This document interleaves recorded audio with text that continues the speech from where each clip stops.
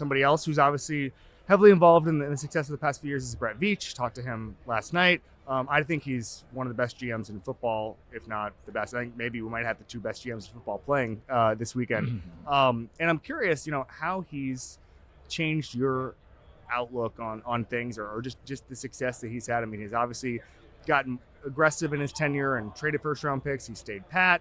He's gone out and taken big swings. He understands, his line to me, which I think about all the time, is, he was given the two best building blocks in the sport, Andy Reid and Patrick Mahomes. But the beauty of football is that's not enough.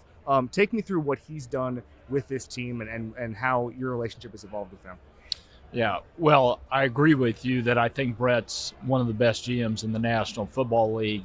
I think that's been true over the 7-8 years that he's had that position.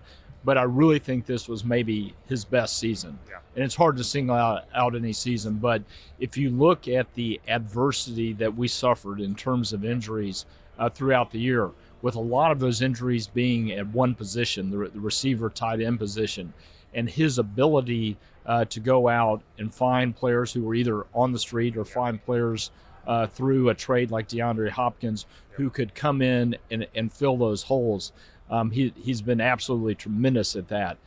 Something that I learned from Brett, early in his tenure was that he is aggressive. He likes to be aggressive, and that's a positive thing. And I saw how he used that with some of the big trades that we made early on. In fact, you could go all the way back to the trade to get Patrick Mahomes, which he wasn't the GM at that point, but he was the guy behind the scenes really advocating for Patrick and got John Dorsey, our GM, and Andy Reid on board with that. So I've come to appreciate his aggressiveness, and it's certainly a part of the reason why we're back in the big game.